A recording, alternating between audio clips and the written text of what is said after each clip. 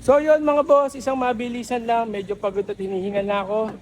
So may release tayo ngayon na Montero GLX manual 2026 model, ayan. So papakita ko lang sa inyo, medyo pagod na ako, hinihingal na kasi kanina pa ako nagre-release.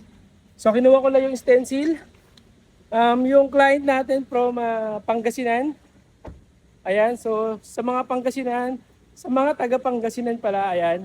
Kung gusto nyo magkaroon ng sariling sasakyan, yung dream car nyong Montero, i-release na natin yan.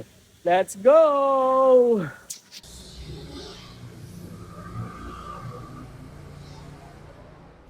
Sir, congrats! Ayan, boss. Thank you, boss. Dalawa pa lang talaga siya, sir. So yun mga boss, tapos na po kami ni Sir Jansen. Yung client po natin from Pangasinan, yan, malayo pa po yung kanilang biyahe. So time check 6:30 sa mga Norske Marketing doon. Ano na, sir, mga alauna nakakain pa kami. Ayun, oh. So yun, taga Pangasinan yung client natin, dito siya nag-avail dahil nga syempre dito sa Manila malaki yung discount.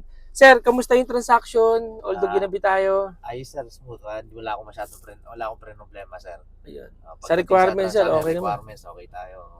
So, hindi naging hassle yung pag-apply ko sa'yo. Sige. Sir, konting ano lang, sir, para mahikayat natin yung mga viewers. Ah, sa lahat po naman nanonood, kung kayo po yung naghahanap ng sasakyan at Mitsubishi po, wala na po kayo bang hanapin si Sir Brian, no? Ang yung lingkod. Thank you Wala po po. kayo problemahin sa kanya.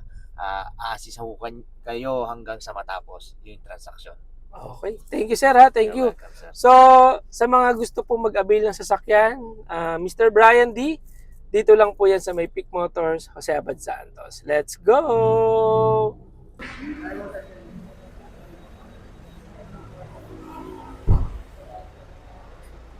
Sir, thank you, ha. Ingat kayo.